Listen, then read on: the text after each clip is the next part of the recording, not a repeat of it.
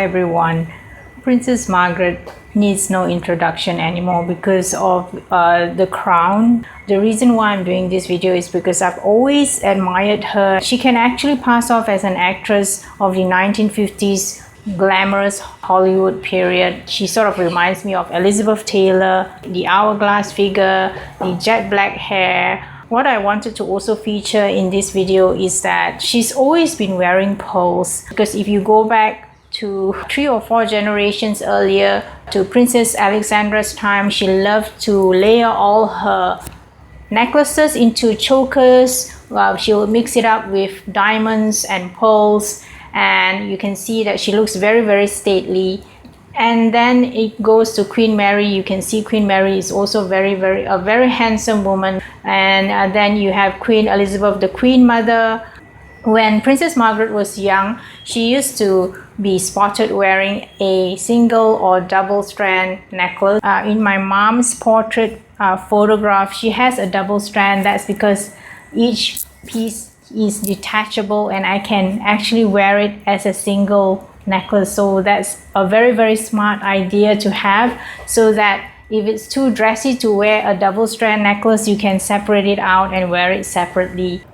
And in this particular photograph, you can see the very, very young Queen Elizabeth with her 3-strand pearls together with Margaret.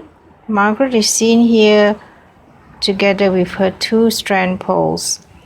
So there's a very, very charming story that goes that when they were born, their parents gave them a single pearl for every single birthday till the time that they were old enough to wear them.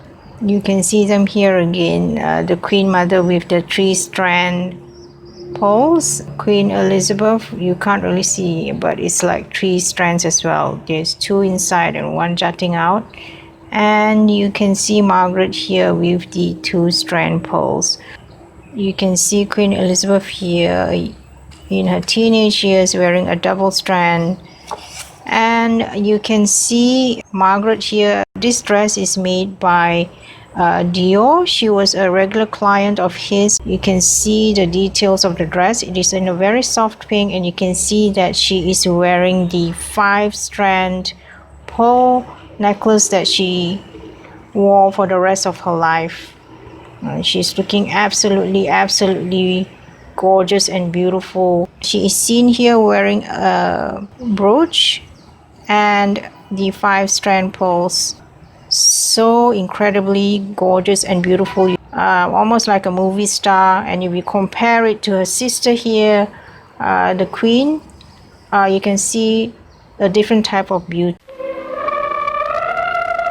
Before I finish, I'm going to ask your headmistress if the school may have an extra day's holiday as a mark of my visit.